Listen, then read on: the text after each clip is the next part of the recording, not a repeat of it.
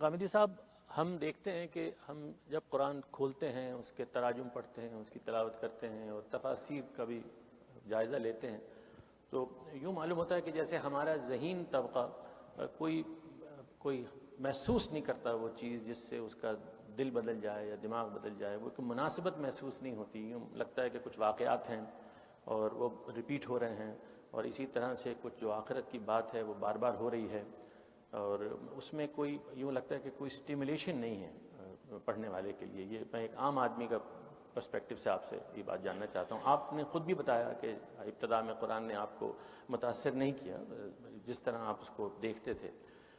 اس کی کیا وجہ ہے؟ قرآن ہم کو اپیل کیوں نہیں کرتا؟ اس کی بہت بڑی وجہ یہ ہے کہ قرآن مجید کس نوعیت کی کتاب ہے. ہمارے ہاں اس کا تعارف نہیں کرایا جاتا. آپ جب کوئی کتاب لوگوں کے ہاتھ میں دیتے ہیں تو آپ کو سب سے پہلے لوگوں کو یہ بتانا چاہیے کہ یہ کتاب کس نوعیت کی ہے.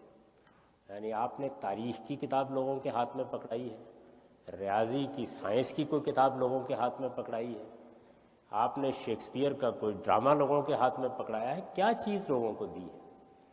ایک ایسا بیان دے دیا جاتا ہے کہ یہ انسانوں کی ہدایت کے لیے ہے، خدا کی آخری کتاب ہے، محمد الرسول اللہ صلی اللہ علیہ وسلم پر نازل ہوئی ہے، اس میں انسانوں کو رہنمائی دی گئی ہے. یہ ساری باتیں اپنی جگہ ٹھیک ہے، لیکن یہ کتاب کس نوعیت کی کتاب ہے؟ تو اگر آپ لوگوں کو یہ بتائیں کہ اس کتاب کی نوعیت یہ ہے کہ اللہ تعالیٰ نے آخری رسول کو دنیا کی ہدایت کے لیے مبعوث کیا. وہ آخری رسول جب زمین پر آئے تو انہوں نے اپنی قوم کو انذار کیا. انذار قرآن مجید کی اصطلاح ہے. اس کا مطلب یہ ہے کہ ایک پیغمبر نے آ کر اپنی قوم کو یہ بتایا کہ قیامت برپا ہونے والی ہے، زندگی کا خاتمہ موت پر نہیں ہوتا، وہ موت سے شروع ہو رہی ہے. اس کے بعد ایک نئی دنیا میں تم آنکھ کھولنے والے ہو، اور اگر تم میری اس بات کو نہیں مانو گے، نہیں قبول کرو گے، میں دلیل دوں گا، میں سمجھاؤں گا، میں تمہارے ساتھ مباحثہ کروں گا، لیکن اگر میری بات نہیں مانو گے تو جو جزا اور سزا قیامت میں ہونی ہے میں وہ اس زمین پر برپا کر کے دکھا کے جاؤں گا. یہ ایک پیغمبر نے آ کر دنیا کو کہا. جب اس نے یہ کہا تو پھر یہ جزا و سزا کیسے برپا ہوئی؟ اس نے کیا کہا، لوگوں نے کیا کیا، کیا مکالمے ہوئے، کیا بات ہوئی، مخاطبین کون کون تھے، کن کو ایڈریس کیا گیا، ان کی طرف سے کیا رد عمل سامنے آیا.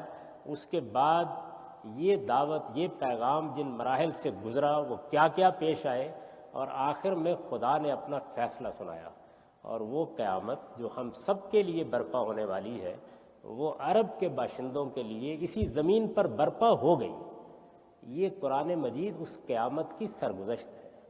تو اگر آپ اس تعارف کے ساتھ اس کے اندر داخل ہوں گے تو پھر آپ کو معلوم ہوگا کہ آپ کیا پڑھ رہے ہیں.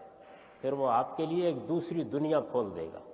لیکن اگر آپ اس تعارف سے واقف نہیں ہیں کہ وہ ایک پیغمبر کے انذار کی سرگزشت ہے، ایک قیامت صغریٰ، ایک چھوٹے پیمانے کی قیامت کے برپا ہونے کی داستان ہے، تو آپ نہ اس کے کرداروں کو سمجھ سکیں گے، نہ اس میں جو گفتگو ہو رہی ہے اس کو جان سکیں گے، اور نہ جس طریقے سے وہ بات کر رہا ہے اور جس نتیجے تک پہنچانا چاہتا ہے وہ واضح ہوگا. اس تاثر کے ساتھ آپ داخل ہو جائیں گے کہ یہ قرآن مجید شاید مجھ سے براہ راست بات کرے گا. نہیں، وہ آپ سے براہ راست کوئی بات نہیں کر رہا. یعنی ایک پیغمبر زمین پر کھڑا ہے، اس کے مخاطبین ہیں، اس کی قوم ہے، وہ قریش ہے، اہل کتاب ہے، وہ ان کو بتا رہا ہے کہ میں خدا کے رسول کی حیثیت سے آیا ہوں، میں تمہارے لیے خدا کے عذاب کی وعید لے کر آیا ہوں. رحمت چاہتے ہو تو دے دوں گا، لیکن اگر نہیں چاہتے تو قیامت کی جزا و سزا دنیا میں برپا کر کے دکھا دوں گا. جو میں دعویٰ لے کر آیا ہوں وہ زمین پر واقع ہو جائے گا. یہ مکالمہ ہے جس پر قرآن مجید مشتمل ہے. تو اس لیے میں نے اپنی کتاب میزان میں اس تعبیر کو اختیار کیا ہے کہ قرآن کیا ہے. قرآن ایک پیغمبر کی سرگزشت انذار ہے. آپ اس کے کرداروں کو دیکھیں. خدا بات کر رہا ہے، محمد الرسول اللہ بات کر رہے ہیں، یہ قریش سے بات ہو رہی ہے، یہ اہل کتاب سے بات ہو رہی ہے. آپ کے لیے اس کا میسج انڈائریکٹ ہے. تو جب تک آپ کتاب کی نوعیت نہیں جان لیں گے آپ اس سے لطف نہیں اٹھا سکیں گے، اس کے انداز کو نہیں سمجھ سکیں گے، اس کی باتوں کو نہیں جان سکیں گے.